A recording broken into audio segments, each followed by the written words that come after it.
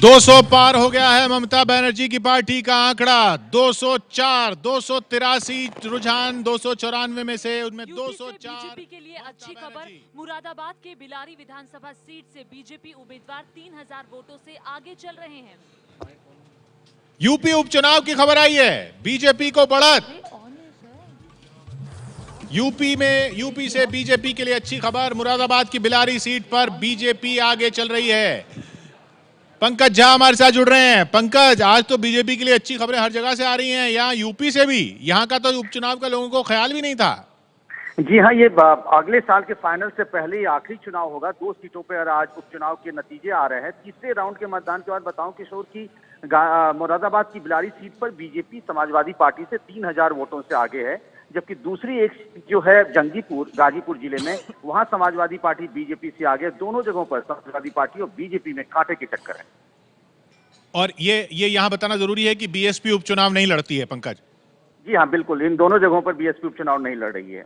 जी, अब तो बीएसपी की गैर मौजूदगी में सीधी टक्कर समाजवादी पार्टी और बीजेपी के बीच यूपी के उपचुनाव की बात हो रही है, और वहां पर मुरादाबाद की बिलारी सीट से बीजेपी आगे चल रही है। संगीता के पास एक खबर है। किशोर, ये इलेक्शन कमीशन की वेबसाइट पे मैं देख रही हूँ कि गुजरात के उपचुनाव पर भी कुछ जानकारी है। यहाँ पे सीट है, तलाला सीट है विधानसभा की, जहाँ पर कांग्रेस की बढ़त दिखाई दे रही है। गुजरात के उपचुनाव में कांग्रेस की बढ़त दिख रही है। अब ये एक उपचुनाव रह गया शायद जहां कांग्रेस कुछ नजर डाले, क्योंकि बाकी सब जगह से तो कांग्रेस के लिए बुरी पे बुरी खबरें आ रही हैं। बीजेपी के लिए यूपी में मुरादाबाद की सीट से अच्छी खबर। हाँ, वो तो एक्सपेक्टेड था कि बीजेपी जीतेगी वहाँ से, लेकिन जो तलाला उपचुनाव है वो गुजरात का वो बहुत सिग्निफिकेंट है for the future of Gujarat chief minister Anandiben Patel. Because जब 2-3 दिन पहले वो यहाँ आई थी और काफ़ी स्पेकुलेशन हुआ था कि वो उनकी कुर्सी जाने वाली है, तो तब बीजेपी और गवर्नमेंट के शीर्ष सूत्रों ने हमको बताया था कि तलाला असेंबली पर ये सीट तो कांग्रेस के पास ही थी। हाँ, पर आप मुख्यमंत्री हैं, आप एंड जब बाई इलेक्शन होता है तो नॉर्मली रूलिंग पार्टी को एक होम एडवांटेज होता है उसमें। तो क्या आनंदीबेन पटेल की कुर्सी इस उपचुनाव के नतीजे पर निर्भर है? जब सारे उनके खिलाफ माहौल चल रहा हो, ऐसे में गुजरात में उपचुनाव में कांग्रेस जीत जाए, हालांकि कांग्रेस की सीट थी, तो क्या ये आनंदीबेन की कुर्सी पर सवाल खड़ा हो सकता है? ब्रजेश कुमार सिंह हमारे साथ जुड़ रहे हैं, एबीपी न्यूज संवाददाता अहमदाबाद से। ब्रजेश, ये कितना अहम माना जाए कांग्रेस का आगे होना गुजरात में तलाला उपचुनाव में? देखिए, तलाला की जो सीट है वो परंपरागत तौर पर कांग्रेस की ही सीट रही है, और ये सीट खाली इसलिए हुई थी क्योंकि वहां से जो कांग्रेस के विधायक थे जस्सू बारड़, वह जो है उनका देहांत हो गया था, और ऐसे में उनके जो भाई हैं भगवान बारड़, वो चुनाव मैदान में इस बार कांग्रेस ने उन्हें उतारा था। गोविंद परमार को बीजेपी ने खड़ा किया था, और जो वहां पर काउंटिंग की प्रक्रिया चल रही है उसमें जो है भगवान बारड़ करीब 4000 मतों के भी ज्यादा अंतर से आगे चल रहे हैं, यानी कि वो सीट एक बार फिर से कांग्रेस रिटेन कर सकती है। तो अगर हम देखें 2017 विधानसभा चुनाव के नजरिए से, तो इसका अर्थ ये लगाया जा सकता है कि कांग्रेस की जो परंपरागत सीटें रही है, कांग्रेस उसको अगर रिटेन कर रही है तो अपने ट्रेडिशनल डोमेन में कांग्रेस अभी भी बनी हुई है। और इसका एक संकेत ये भी मिला था कि जहां देखें कि जब निकायों के चुनाव हुए थे, खासतौर पर ग्रामीण इलाकों में, तो पंचायत में कांग्रेस ने बड़े पैमाने पर कामयाबी हासिल की थी, यानी कि रूरल एरियाज में कांग्रेस।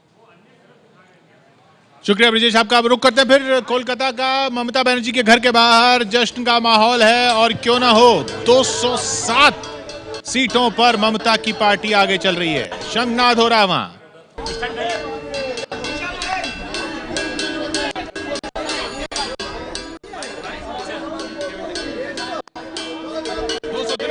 रुझान आए हैं अभी तक 294 में।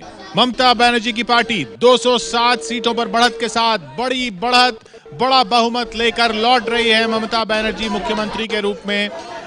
लेफ्ट और कांग्रेस ने मिलकर चुनौती दी, लेकिन कुछ नहीं कर पाया, बल्कि और मजबूत हो रही है ममता बनर्जी। देखिए, उसमें सबसे बड़ी बात है 184 से 200 पार करके और शायद बढ़ भी सकता है। सो ममता हैज इमर्ज स्ट्रॉन्गर, बहुत स्ट्रॉन्ग विक्ट्री है उनकी। जी, लेफ्ट और कांग्रेस के मिलने के बावजूद ममता बनर्जी और मजबूत होकर उभरी हैं। शिशिर, बिल्कुल। और सबसे एक जो कह सकते हैं कि एक इंटरेस्टिंग फैक्ट ये है कि सिलीगुड़ी से बैचुंग भूटिया, जो कि भारतीय टीम के कप्तान हैं, वो पीछे चल रहे हैं। जब ये लहर सी चल रही है, उसमें भी बैचुंग भूटिया अपनी सीट नहीं बना पाए। लोकसभा चुनाव भी वो हार चुके थे। बाईचुंग भूटिया सिलीगुड़ी से पीछे चल रहे हैं। सबसे महत्वपूर्ण ये होगा कि अगर ममता इतनी मजबूत होंगी तो राष्ट्रीय फलक पे देखना होगा कि ममता अब किस तरह की भूमिका निभाती हैं। क्या वो नीतीश से आगे बढ़ करके भूमिका निभाती हैं, या नीतीश के साथ मिलकर निभाती हैं, या अरविंद केजरीवाल इस बात को आगे करते हैं कि ममता दी ज़्यादा अच्छी हैं तो उनके साथ। आप ये मान के चल रहे हैं कि गैर मोदी ताकतें जो हैं वो एक साथ हो जाएंगी, तो वो मैं ये नहीं मान रहा हूँ। नेतृत्व करने की बात, जो अभी तक बात नीतीश कुमार के हिस्से में जा रही थी, तो वो क्या शिफ्ट हो रही है ममता की। तो ये भी अपने आप में मोदी के लिए ही एक अच्छी खबर है। देखिए, जब लेफ्ट में, जब वामपंथियों और कांग्रेस के बीच में कलकत्ता में गठजोड़ हुआ था, या तालमेल हुआ था, उसे वामपंथी तालमेल कहते हैं, गठजोड़ कहने से बाज आते हैं, उस वक्त से ही मुझे इसके ऊपर कभी विश्वास नहीं हुआ। कोई भी गठजोड़ जब दोनों सिरों से खुला हुआ गठजोड़ होता है, जब वो गुप्त और तालमेल यानी फ्रेंडली फाइट वाला नज़ारा नहीं होता है, तभी वो गठजोड़ किसी प्रदेश के मतदाता मंडल को भरोसे में ले सकता है, उसे विश्वास दिला सकता है। वरना ऐसे तमाम गठजोड़ों ये देखिए ममता बनर्जी के घर के बाहर का माहौल है।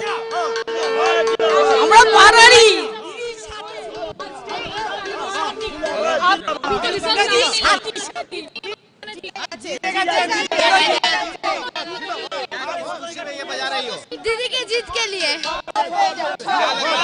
पीछे क्या वजह है? हाँ? पीछे क्या वजह है? উন্নয়নের জন্য।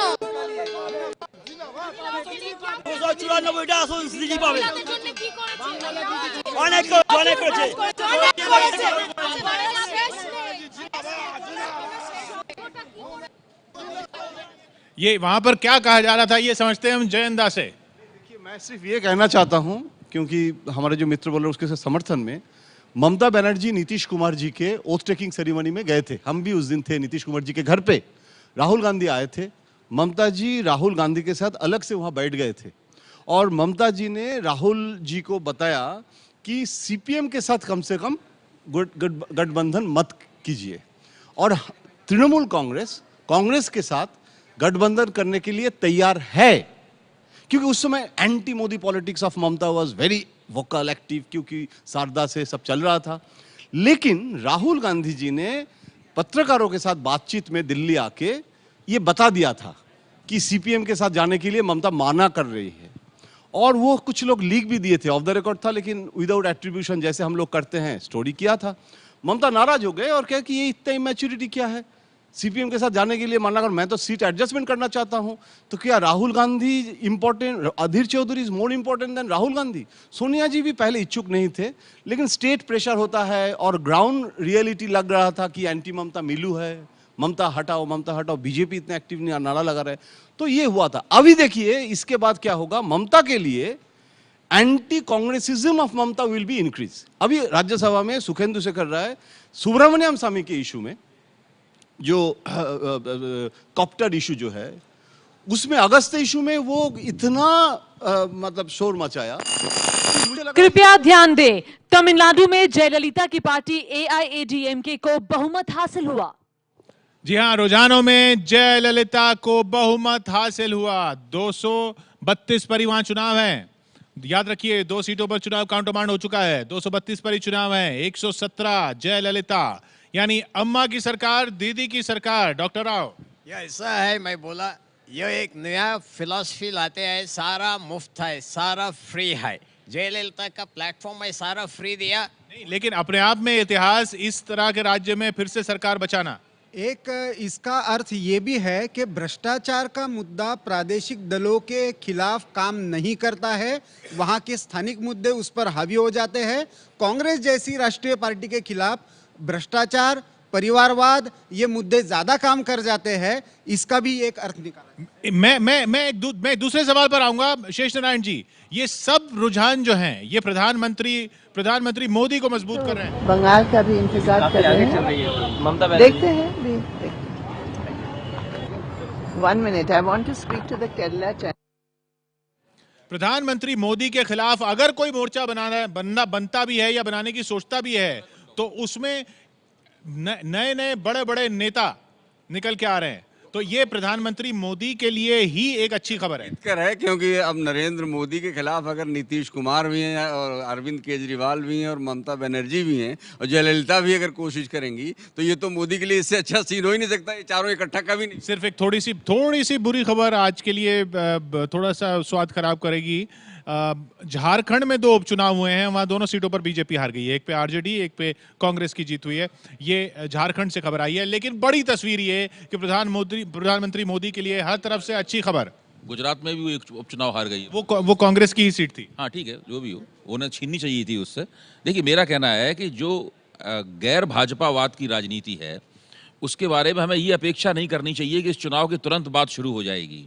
वो राजनीति 2018 जब आधा गुजर जाएगा उसके बाद वो राजनीति शुरू नहीं, लेकिन उस राजनीति और तभी उसका कोई परिणाम होगा। उस राजनीति में कांग्रेस इतनी कमजोर कि कांग्रेस उसका लीड न कर सके। उस राजनीति में अलग अलग चेहरे खड़े हो जाएं, चाहे नीतीश कुमार हो, चाहे अरविंद केजरीवाल हो, चाहे ममता बनर्जी। गया था कि बीजेपी की बढ़त होगी, तो क्या अभी के ट्रोल से कितने खुश और क्या उम्मीदें हैं? जहाँ तक केरल,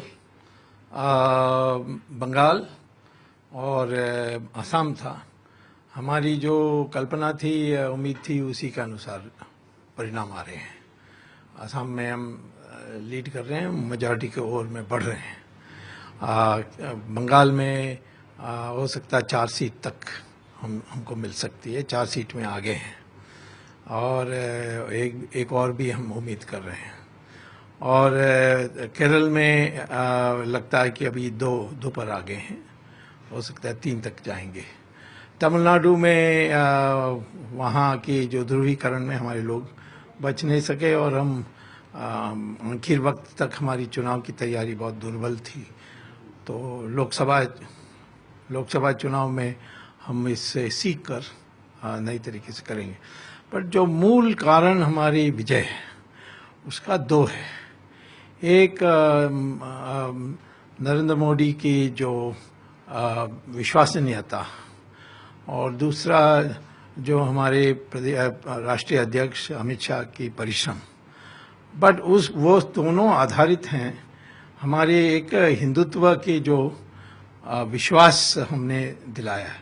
आसाम में लोग घुटना महसूस कर रहे थे कांग्रेस के रूल में, और हिंदू खास तौर पर एक नेगेटिव फैक्टर बन गई थी। यानी सबको हीन भावना पैदा करने में कांग्रेस बहुत प्रयास कर रही थी, और जो घुसपैठ आ रहे थे बांग्लादेश से उनको राजा के बराबर ट्रीट करते थे। वो आसाम के लोगों ने सोचा एक ही आदमी ठीक कर सकता है, वो है नरेंद्र मोदी। तो इसीलिए उन्होंने अभूतपूर्व एक विजय दिया है, क्योंकि हम पहले कभी कहीं नहीं थे, अब यहाँ तक आ गए हैं। तो क्या सर इसको माना जाए कि शुरुआत है उन राज्यों में जहां पर तो पिछले साल की 2 बुरी खबरों के बाद बहुत अच्छी खबर। आज 19 मई 2016 को प्रधानमंत्री मोदी, भारतीय जनता पार्टी और अमित शाह के लिए कि हर तरफ बीजेपी के लिए ही अच्छी खबर है। इन 5 विधानसभा के चुनावों में कांग्रेस मुक्त भारत का नारा था। बड़ी बातें क्या है नेहा 10 बजे की? जी, सुबह 10 बजे की बड़ी बातें, जहां बीजेपी क्या कांग्रेस मुक्त भारत की तरफ बढ़ रही है, ये बड़ा सवाल होगा, क्योंकि बीजेपी के लिए आज हर तरफ से अच्छी खबर आई है। असम में वाकई कमल खिला है, जिस तरह के रुझान सामने आ रहे हैं, बीजेपी के लिए अच्छी खबर और कांग्रेस के लिए बुरी खबर आई है हर तरफ से। सिर्फ पुदुचेरी से ही कुछ उम्मीद। असम में बढ़त, तमिलनाडु, केरल, बंगाल में खाता खुल गया है बीजेपी का, और असम में सरकार अब बनती दिख रही है। कांग्रेस की केरल, असम में सरकार जा रही है, और इस वजह से अब 7% आबादी पर ही कांग्रेस की सत्ता रह पाएगी। तमिलनाडु में जयललिता और बंगाल में ममता बनर्जी की वापसी हो रही है। अम्मा आ रही हैं वापस तमिलनाडु में। असम में बीजेपी की पहली बार सरकार बनेगी। बीजेपी पूर्ण बहुमत से सरकार बनाती हुई दिखाई दे रही है। रुझानों में बहुमत मिल गया है बीजेपी को। केरल में कांग्रेस से सत्ता लेफ्ट के हाथ में जा रही है। इसके अलावा तमिलनाडु में इतिहास बदलने जा रहा है। नया इतिहास जयललिता रच रही हैं, क्योंकि हर 5 साल बाद डीएमके या जयललिता की पार्टी आती है, लेकिन इस बार किशोर तमिलनाडु में भी इतिहास बदल दिया जयललिता ने। जी हाँ, तो बड़ी तस्वीर और बड़ी खबर ये तमिलनाडु की भी, खासतौर पे जहां 80 के दशक के बाद जब एमजीआर ने अपनी सरकार बचाई थी, उसके बाद पहली बार हो रहा है कि जयललिता अपनी सरकार बचा रही हैं। तो कांग्रेस और बीजेपी के लिए क्या खबर इन चुनावों में? कंचन जी, कांग्रेस बीजेपी, कांग्रेस हर जगह साफ। कांग्रेस के लिए ये बहुत ही एक नेगेटिव मैसेज है कि एक जो नेशनल पार्टी जो थी वो अब ये ग्लू भी नहीं बन सकती एक मोर्चे की। नहीं, अब वो जो था कि पहले ये ग्लू नहीं, केवल वो जो एक जिसको सेंटर कहते हैं कि एक एंटी बीजेपी ग्रैंड कोalition का सेंटर कांग्रेस बनेगी। अब शायद बाकियों को शक होगा कि कांग्रेस के साथ रहने में भी कोई फायदा है या नहीं, या अगर अलग से कोई दूसरा मोर्चा बनाए और कांग्रेस अलग हो जाए तो वो तो फिर बीजेपी के लिए फायदा ही होगा। बिल्कुल बीजेपी के लिए फायदा होगा, क्योंकि बहुत सारे नेताओं के जो कांग्रेस लेड अपोजिशन हुआ करता था, अब वो कांग्रेस की लीडिंग की पोजीशन खत्म हो चुकी है। कांग्रेस अब एक लाइक एनी अदर पार्टी, लेकिन इसके पहले मैं एक सफाई दे दूं कि मैं शुरुआती ट्रेंड में मुझे लगता था कि माइनॉरिटी जो है बीजेपी से डर के कांग्रेस के साथ लेफ्ट बंगाल में, लेकिन वो मुझे लगता है कि बाद के ट्रेंड्स में ये हो गया कि वो रशीद किदवई कुछ देर पहले पूछ भी रहे थे आपसे कि आपकी नज़र में पोस्टल बैलेट की काउंटिंग खत्म हो गई। नहीं, तो रशीद किदवई जो बोल रहे थे मैं उनसे सहमत हूँ और मैं इसमें अपने असेसमेंट की गलती स्वीकार करता हूँ। नहीं, प्रश्न बीजेपी कांग्रेस क्या मायने? नहीं, बीजेपी के लिए तो अभी बहुत ही मॉरल बूस्टिंग है, और साथ में सरकार के लिए भी, केंद्र सरकार के लिए भी बहुत से ऐसे फैसले थे जो अभी रुके हुए थे। अब उन फैसलों पे ज़्यादा मजबूती से सरकार आगे बढ़ सकती है। संगठन का विस्तार हुआ है, नए नए क्षेत्र में संगठन जा रही है, और विशेषकर उत्तर पूर्व के संदर्भ में कहना चाहूँगा कि केवल असम ही नहीं, आप देखिएगा मणिपुर पर इसका असर होगा, मेघालय पर असर होगा, त्रिपुरा में ऑलरेडी भाजपा का इनरोड बनना शुरू हो गया है, और अरुणाचल में कर दिया है तो आ गए, और पश्चिम बंगाल पर भी इसका असर पड़ेगा। इसलिए उत्तर पूर्व जो पूरा क्षेत्र है, और पश्चिम बंगाल से लेकर आपका अरुणाचल प्रदेश, त्रिपुरा, असम, हर जगह पर इस असम की जीत का असर आपको दिखाई। देखिए इस चुनाव की कृपया ध्यान दें, पश्चिम बंगाल में कांग्रेस को लेफ्ट से ज्यादा सीटें मिली हैं।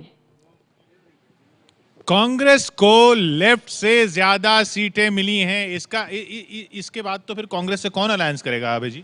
देखिए कांग्रेस की तो बहुत ही बुरी हालत है। मैं बता चुका हूं कि उनकी प्राथमिकताएं कुछ और हैं। उनकी प्राथमिकताएं चुनाव में जीत हासिल करना नहीं है, उनकी प्राथमिकता परिवार को बचाना है। सोचते हैं ये बाकी उपलब्धियां हम बाद में कर लेंगे। एक मिनट, मेरा कहना है कि इस चुनाव में असम के चुनाव परिणामों के साथ साथ में तमिलनाडु के चुनाव परिणाम इन पूरे चुनाव नतीजों की एक बहुत बड़ी महत्वपूर्ण पहलू है।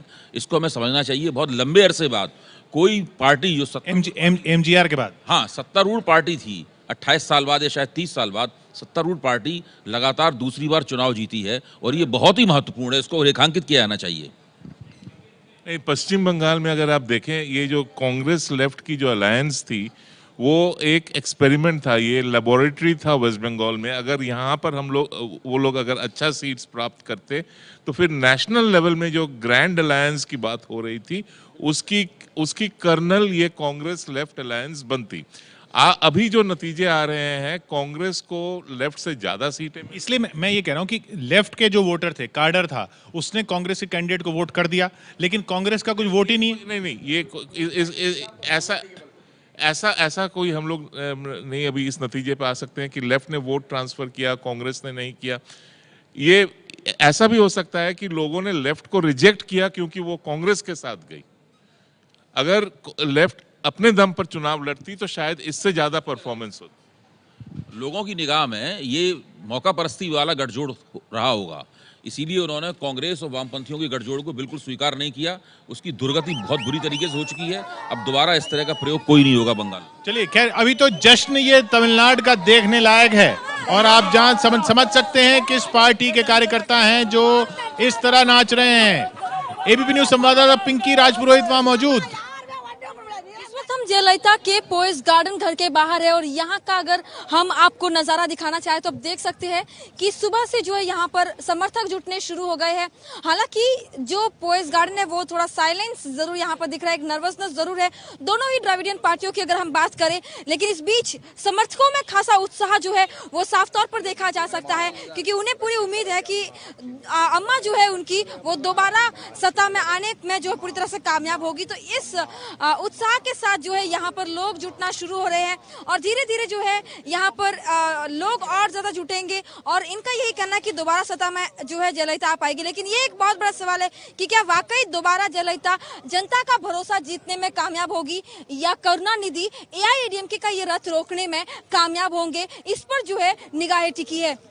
कैमरामैन अजीत चाको के साथ पिंकी राजपुरोहित, एबीपी न्यूज, चेन्नई। इस वक्त हम एआईएडीएमके के हेडक्वार्टर्स में हैं और काउंटिंग के साथ ही लोगों के बीच उत्साह जो है वो साफ तौर पर देखा जा रहा है। खासकर अगर हम एआईएडीएमके कार्डर्स की बात करें तो सुबह से ही जो है यहाँ पर लोग जुटने शुरू हो गए हैं और यहाँ पर जो एआईएडीएमके खास करके जयललिता का एक अलग क्रेज यहाँ पर देखा जाता है। वही क्रेज आपको यहाँ पर तस्वीरों में दिखाना चाहेंगे किस तरह से लोग जो है वो जयललिता के सपोर्ट में यहाँ पर नजर आ रहे हैं। मिठाइयों के साथ जो है यहाँ पर लोग जो है पूरी तरह से तैयार है कि कितना जल्दी अगर उन्हें उम्मीद है कि अगर जयललिता की सरकार बनती है तो कॉन्फिडेंस यहाँ पर आप साफ तौर पर देख सकते हैं कि लोग यहाँ पर मिठाई लेकर खड़े हुए हैं और साथ ही यहाँ पर आपको एमजीआर जैसे एक रेप्लिका भी साफ तौर पर जो है मिलेंगे।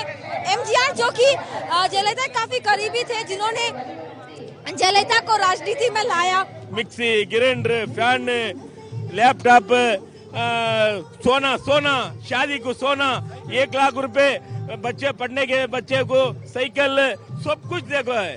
इसलिए अम्मा जरूर आएगी, जरूर 230 पर 4 दोगुनी में भी अम्मा जरूर जीतेगी। तमिलनाडु का सीएम जरूर बनेगी अम्मा। डॉक्टर बीपी राव, सब लोग वो फ्रीबीज की बात कर रहे हैं, लेकिन ये ऐतिहासिक जीत 123 सीटों पर आगे 209 में ऐतिहासिक जीत जयललिता के लिए हिस्ट्री बन रही है। ये करुणानिधि में भी वोटर फैटिग है। ये 25 साल से वो दे रहे हैं, वो उनका लड़का भी आगे नहीं लाया, सेम फेस। सो जयललिता का ये 5 साल में थोड़ा गवर्नेंस भी अच्छा किया था, कोई स्कैंडल नहीं आया, थोड़ा वो बड़ा सीख लिया वो गवर्नेंस के बारे में। सो उनका ये आया। ये अभी करुणानिधि का चैप्टर बंद है। और आप पता है ये पहले बार रीजनल पार्टीज को सेकंड टर्म आने, ममता और जयललिता। ये शिवराज चौहान ये दूसरे वाला का वो नेशनल पार्टीज का। निश्चला जयललिता इतिहास बना रही है। बिल्कुल ये ऐतिहासिक विक्ट्री है जयललिता जी के लिए, क्योंकि तमिलनाडु में पॉलिटिक्स ऑफ ऑल्टरनेशन होती है जैसे केरल में होती है। चलिए उधर देखिए।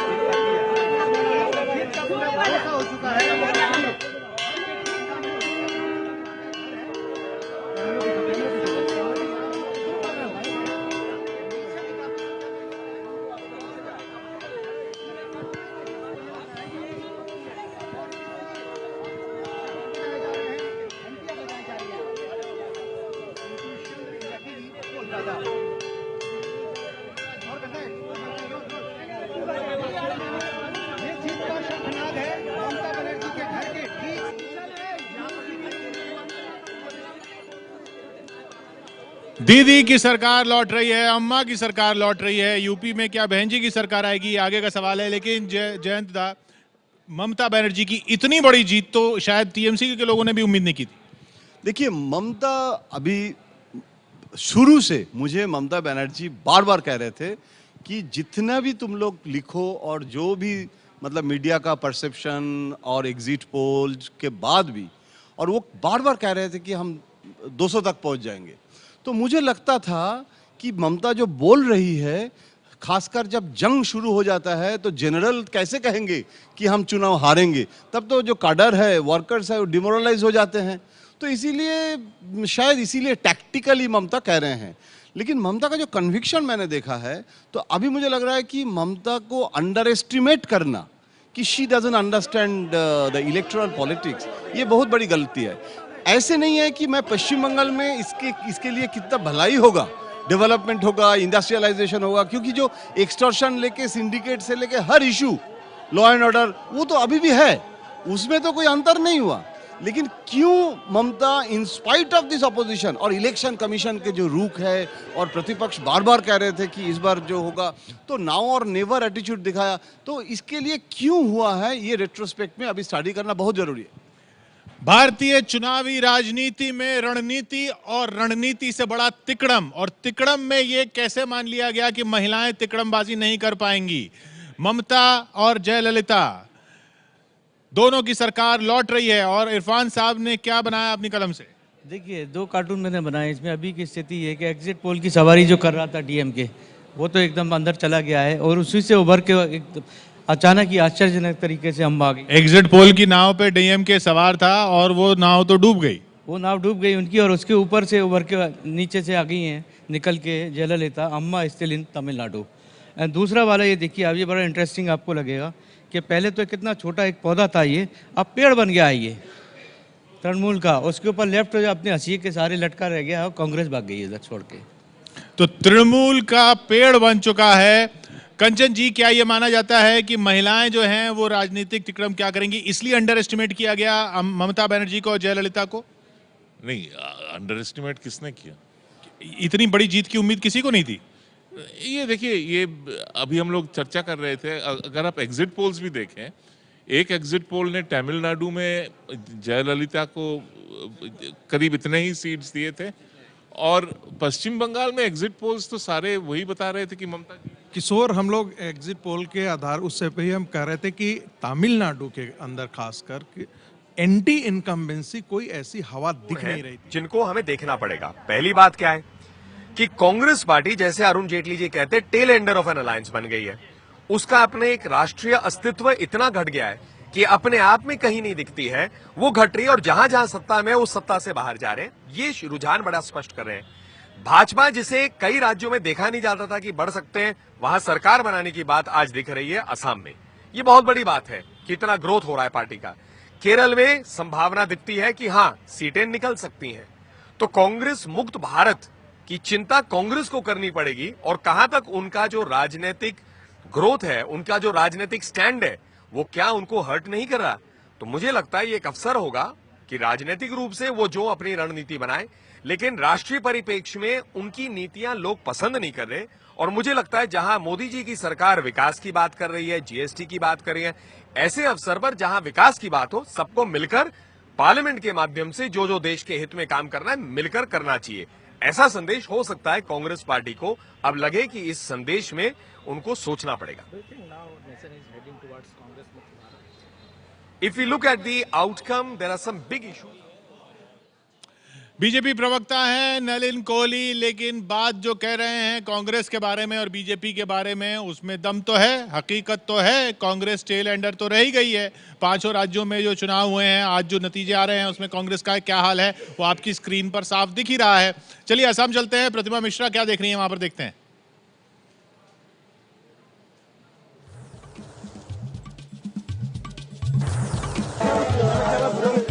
असम में बीजेपी सत्ता के करीब जाती हुई दिखाई दे रही है। अधिकतर सीटों पर अभी तक के जो रुझान सामने आ रहे हैं उसमें बीजेपी लीड करती हुई दिखाई दे रही है, जिसको लेकर बीजेपी कार्यालय का अगर माहौल आप देखेंगे तो आपको दिखाई देगा यहाँ जश्न की पूरी तैयारियां हो चुकी हैं। जैसे जैसे रुझान आते जा रहे हैं, बीजेपी कार्यालय में कार्यकर्ताओं की, युवा कार्यकर्ताओं की भीड़ लगातार बढ़ती जा रही है। कई सारे कार्यकर्ता इस वक्त हमारे साथ मौजूद भी है। कैसा लग रहा है आप लोगों को? ज्यादातर सीट पर अभी तक तो यही दिखाई दे रहा है कि बीजेपी लीड कर रही है, क्या महसूस कर रहे हैं? बहुत अच्छा लग रहा है, और ये तो हम लोग को उम्मीद था। हम लोग 85 प्लस जाएंगे बीजेपी अलायंस, और after 60 years of independence this is for the first time we are forming a BJP government in Assam. So obviously हम लोग को बहुत अच्छा लग रहा है। आप लोगों को ये नहीं लग रहा थोड़ा इंतजार करना चाहिए? क्योंकि हर बार यही एग्जाम्पल दिया जाता है कि बिहार में, दिल्ली में शुरुआती रुझान पर ही सब लोगों ने सेलिब्रेशन शुरू कर दिया था, तो आप लोग इंतजार नहीं करना चाह रहे? अभी देखिए, अच्छे काम के लिए इंतजार हो नहीं रहा है हमसे। पहली बात तो ये है, क्योंकि अभी बिहार की राजनीति और यहाँ की राजनीति में थोड़ा फर्क इसलिए है कि 15 साल से यहाँ की असम की जनता भ्रष्टाचार से पीड़ित है, कांग्रेस के कुशासन से पीड़ित है। तो असम की जनता, पहली बात तो है कि असम की जनता चाहती है कि इस बार परिवर्तन आए, भारतीय जनता पार्टी की सरकार आए। तो आज अगर ये जो लीड हम लोगों को मिल रहा है, जो रुझान हमको मिल रहा है, तो हम लोगों को पता चल रहा है कि असम की जनता की जय होने वाली है, सिर्फ भारतीय जनता पार्टी की नहीं। हम देख रहे हैं जैसे जैसे रुझान आ रहे हैं, यहाँ पे जश्न जो है वो बढ़ता जा रहा है। तो आप लोगों ने कोई खास तैयारियां की है इसके लिए? देखिए, पहले तो पूरे असम के जनता को धन्यवाद कि इस बार आपने जो पूछा, मेरे भाई से जो पूछा आपने कि बिहार में जो हुआ था, असम में हो सकता है कि नहीं। पहली बात, बिहार का डेमोग्राफी चेंज नहीं हुआ था 15 साल के 10 साल के राज में। जंगल राज रहा वहां पे, लेकिन बांग्लादेशी राज नहीं हुआ। इस बार असम का, अपने लोगों का, भारतवर्ष के लोगों का असम पे राज चाहिए, इसीलिए ये परिवर्तन है। परिवर्तन क्या है? बांग्लादेशी डरे हुए हैं, आज असम के लोग उत्साहित है, और जो यूथ है, जो युवा कार्यकर्ता है, असम के युवा है, तो ये सिर्फ न्यू एज वोटर नहीं है, न्यू एज पावर है, जो बीजेपी का स्लोगन हमेशा से रहा है। तो बीजेपी को आप सुन रहे हैं, बीजेपी समर्थकों को आप सुन रहे हैं असम में। उधर कांग्रेस ने दिल्ली में, केंद्र में हार मान ली है इन 5 राज्यों के नतीजों के लिए जिम्मेदारी, लेकिन राहुल की नहीं बताई है। पीसी चक्को क्या कह रहे हैं, बात की है एबीपी न्यूज संवाददाता आशीष कुमार सिंह ने।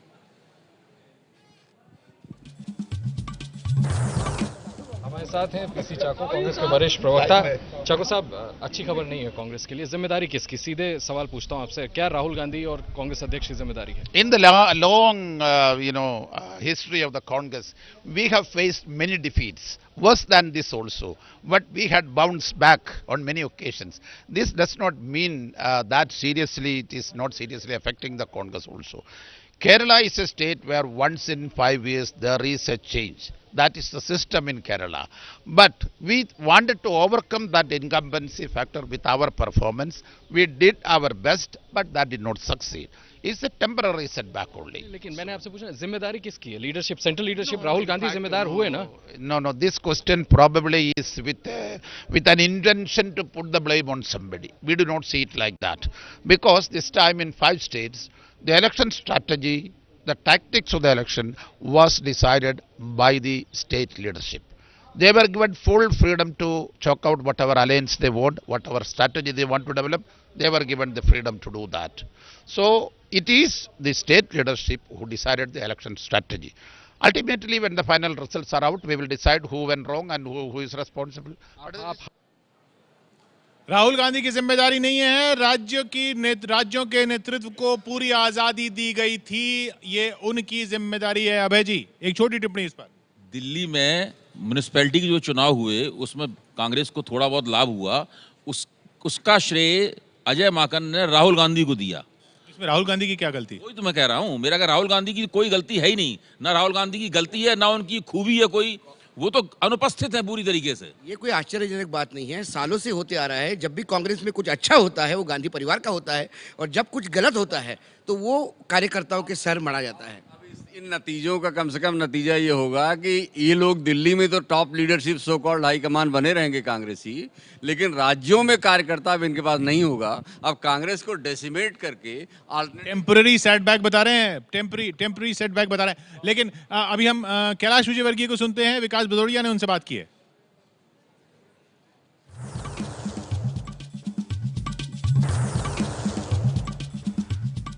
5 राज्यों के विधानसभा चुनावों में कांग्रेस को चारों तरफ लगभग पराजय का मुंह देखना पड़ रहा है, जबकि बीजेपी के लिए सबसे बड़ी खुशखबरी है, पूर्वोत्तर का द्वार बीजेपी के लिए खुल गए हैं। आसाम में बीजेपी की सरकार बनती दिखाई दे रही है। हमारे साथ कैलाश विजयवर्गीय हैं, जो कि पश्चिम बंगाल के प्रभारी भी थे, उनसे बात करते हैं। कैलाश जी, आसाम में बड़ी जीत हुई है, पूर्वोत्तर के द्वार खुल गए, अब आगे भी बीजेपी बढ़ सकेगी वहाँ?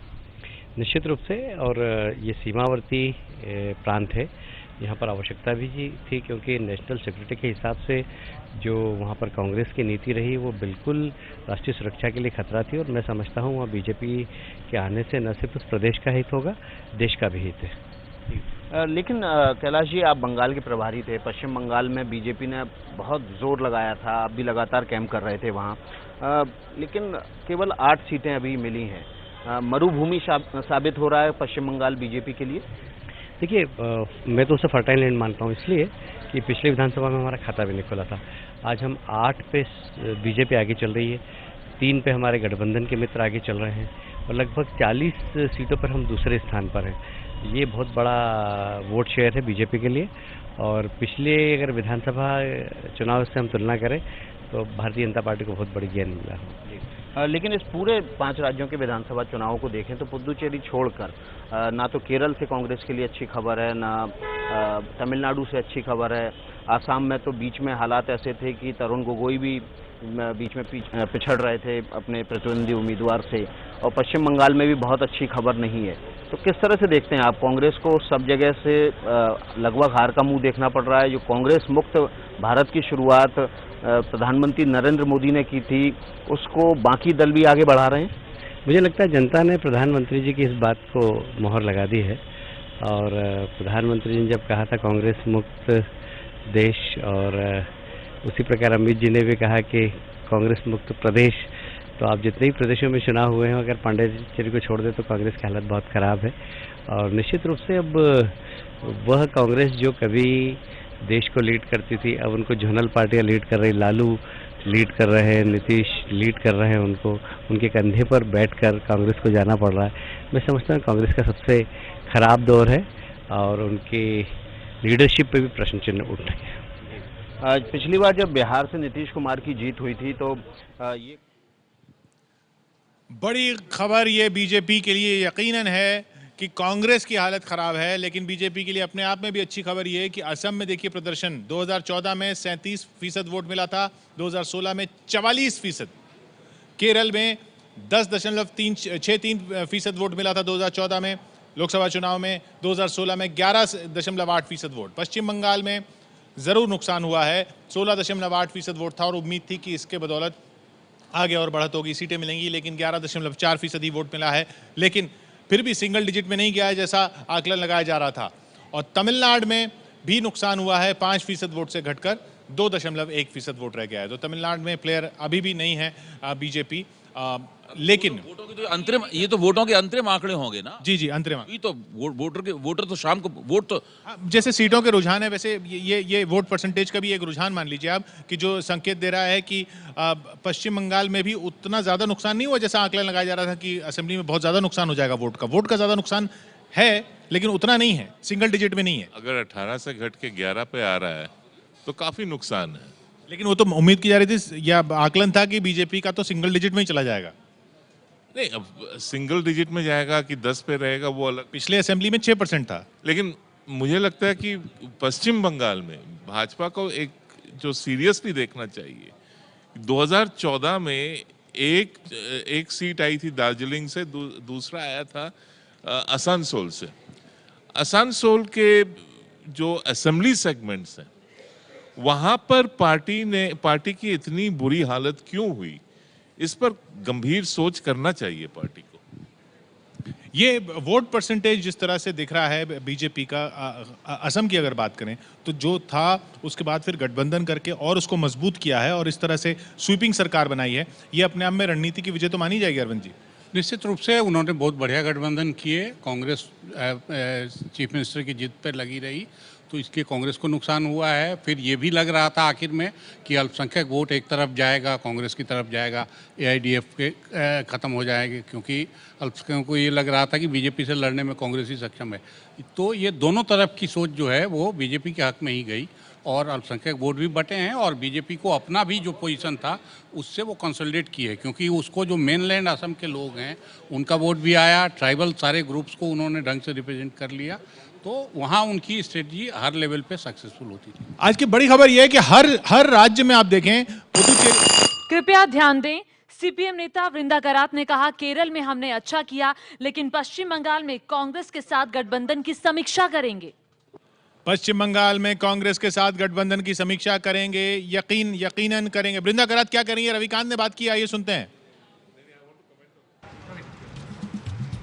बंगाल और केरल के चुनावी रुझानों पर बात करने के लिए हमारे साथ वृंदा करात हैं, सीपीएम के नेता। मैम, अच्छा कर रहे हैं केरल में? बहुत ही अच्छा कर रहे हैं।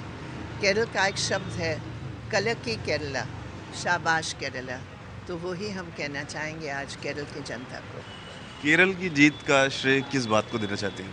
हमारे संघर्ष का, हमारे सिद्धांत आधारित नीतियों का और लगातार जो हमने इस यूडीएफ की गलत नीतियों के खिलाफ एक विकल्प हमने जनता के सामने पेश किया है, वो ही कारण है। लेकिन यही फैक्टर्स बंगाल में क्यों नहीं काम किए? आप जानते हैं बंगाल की स्थिति तो बिल्कुल अलग है, वहाँ तो एक तानाशाही आधारित सरकार रही है, लेकिन अभी बंगाल के परिणाम की अभी हम इंतज़ार कर रहे हैं, अब देखते हैं उसके बाद ही समीक्षा होगी। कुछ आप लोग को ये सोच पा रही हैं कि क्यों लगातार बंगाल से बाहर हो रहे हैं आप लोग? देखिए, ये अभी एकदम सिर्फ चुनावी परिणाम के साथ जोड़कर हम इतनी एक बड़ी बात कह दें, अभी रुकिए, अभी पूरे परिणाम आने दीजिए। इस वक्त हमारी मुख्य चिंता है हमारी काडर की, हमारे कार्यकर्ताओं की, हमारे समर्थकों की। हम कहेंगे उनकी बड़ी हिम्मत रही है, बड़ी हिम्मत के साथ वो मैदान में खड़े हैं और हम उनके साथ हम देखना चाह रहे हैं कि वो पूरे तौर पर सुरक्षित रहे। सुरक्षा को लेकर के क्यों ये बात आ रही है? नहीं, क्योंकि पिछले 5 साल में हमारे 175 कार्यकर्ताओं की वो शहीद हुए। पूरे देश में कहीं भी ऐसे नहीं हुआ। हमारे 20,000 फॉल्स केसेस हमारे कार्यकर्ताओं पर रहे। हमारे लगभग 40 से 50 हज़ार हमारे कार्यकर्ता और समर्थक बेदखल अपने घर से बाहर हैं आतंक के कारण, इसलिए अभी वो एक बहुत बड़ा मुद्दा है हमारे लिए। कांग्रेस के साथ जाना आप लोगों को नुकसान उठाना पड़ा? ये तो एक समीक्षा का मुद्दा है। समीक्षा का विषय है, समीक्षा का विषय है कांग्रेस के साथ जाना। ये बंगाल से तस्वीरें आप देख रहे हैं, ये कांग्रेस और लेफ्ट गठबंधन के बावजूद हैं। राजकिशोर जी हमारे साथ हैं, आप पश्चिम बंगाल होकर भी आए। पश्चिम बंगाल में ये जो अब दिख रहा है कि समीक्षा की बात अगर लेफ्ट कर रहा है तो वो इसलिए भी है क्योंकि कांग्रेस को ही फायदा हुआ है। कांग्रेस को तो ज्यादा सीटें मिल रही हैं इस अलायंस में 72 में। जी निश्चित तौर पे, मतलब मैं ये नहीं समझ पा रहा था वृंदा करात को केरल में जीत की ज़्यादा खुशी है या पश्चिम बंगाल में हार की ज़्यादा खुशी है। वो साफ साफ दिखाई पड़ रहा था, लग रहा था कि करात वर्सेस येचुरी जो चलता हम लोग सुनते रहे हैं वो साफ साफ उनके चेहरे से परिलक्षित हो रहा था। और दूसरा ये दर्शकों को समझाने की बात है। सीताराम येचुरी की लाइन है जिसकी माना जाता है जिसकी वजह से कांग्रेस के साथ गठबंधन या तालमेल या जो भी होना था वो हुआ बंगाल में। और प्रकाश करात की लाइन ये है सीपीएम में कि कांग्रेस के साथ कोई गठबंधन नहीं होना चाहिए। तो केरल में जीत मिली है, प्रकाश करात की लाइन को जीत मिली है ये माना जाए। और बंगाल में जो हार हुई है और कांग्रेस से भी कम सीटें हैं अलायंस में, वो सीताराम येचुरी की लाइन को की हार है। संगीता, देखिए, जो वृंदा करात कह रही थी वो समीक्षा चुनाव से ज़्यादा उसमें दिख रहा था कि सीपीएम की जो अंदरूनी राजनीति है नेतृत्व के स्तर पर, उसका साफ तौर पर उसमें झलक दिख रही थी कि कांग्रेस के साथ जाना कितना सही फैसला था, इसकी समीक्षा होगी। तो ये वो है जहां पर कि सीधे सीताराम येचुरी के ऊपर एक तरह से सवाल है कि क्या ये गठबंधन करना कांग्रेस के साथ वेस्ट बंगाल में, जबकि केरल में आप उन्हीं के खिलाफ लड़ रहे हैं, वेस्ट बंगाल में भी उनके खिलाफ लड़ते रहे, कितना सही फैसला था? नेतृत्व पर सीधा सीधा ये सवाल है सीताराम येचुरी। जब चुनाव चल रहा था, जिस दिन राहुल गांधी के साथ बुद्धदेव भट्टाचार्य एक मंच पे और एक मतलब जो माला मतलब एक छवि देखा, केरल में रिएक्शन हुआ। प्रकाश कराट को एसआर पिल्लाई और विजयन जो एंटी अच्युतानंद फ्रैक्शन सब बहुत एक्टिव होके इतना मतलब शोर मचाया कि केरल में ये फोटो बीजेपी कैंपेन कर रहा है। तो क्या करे, सीताराम येचुरी को मलयाली चैनल में बोलना पड़ा Buddhadeb Bhattacharya is not a politburo member, he is not a central committee member, personal choice है कहाँ जाएंगे नहीं जाएंगे, ये पार्टी का फैसला नहीं है, हम लोग केरल में एंटी कांग्रेस है, ये सब बोल के न्यूट्रलाइज करना पड़ा। तो वो तो शायद न्यूट्रलाइज हो। सरकार, Tripura chief minister publicly statement किया था कि हमारा पार्टी का स्टैंड क्या है। हम कभी बीजेपी को भी सपोर्ट किया था एक समय, कभी कांग्रेस को सपोर्ट किया, कभी हमारा पर्सनल स्टैंड क्या है। तो इसीलिए, और उसमें वो इतना तीखी क्रिटिसिज्म पब्लिकली किया चुनाव के समय, जिसको तृणमूल कांग्रेस के फेसबुक ट्वीट में सोशल मीडिया में चलाया मानिक सरकार का इशू। क्योंकि मानिक सरकार प्रकाश कराट के साथ इसीलिए है क्योंकि त्रिपुरा में मेन एनिमी कांग्रेस है। तो इसीलिए ये सब सवाल अभी जो वृंदा करात ने बोले हैं ना रिव्यू करेंगे, तो अभी रिव्यू तो जरूर होगा। और ये एक तरह से जो गठबंधन का प्रयोग सीताराम येचुरी कर रहे थे कि सीपीएम में जो हरकिशन सिंह सुरजीत से उन्होंने कहीं ना कहीं वो परंपरा ली थी कि वो प्रयोग कर रहे थे, उसके लिए बहुत बड़ा सेटबैक है क्योंकि वो कमज़ोर पड़े हैं सीताराम येचुरी। ये जो अंतर्कलह है पार्टी के अंदर, ये कांग्रेस में भी रिफ्लेक्ट करेगी क्योंकि सेंट्रल जो लीडरशिप थी वो नहीं। पर कांग्रेस में अगर बंगाल में गठबंधन की बात करें तो कांग्रेस को तो फायदा हो गया उस गठबंधन से।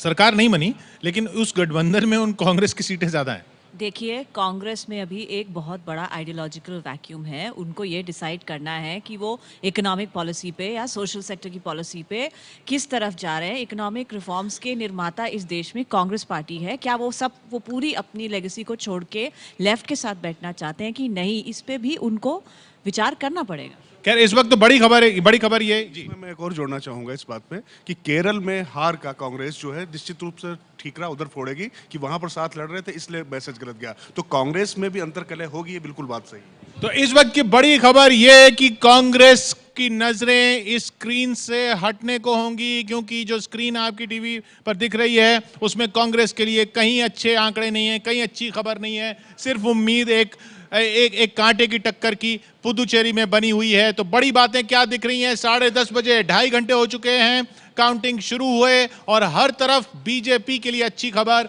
उधर ममता की सरकार बच रही है और जयललिता भी सरकार बचा रही हैं। आज की सबसे चौंकाने वाली खबर तो वो है नेहा, तो वो है नेहा, तो वो है नेहा।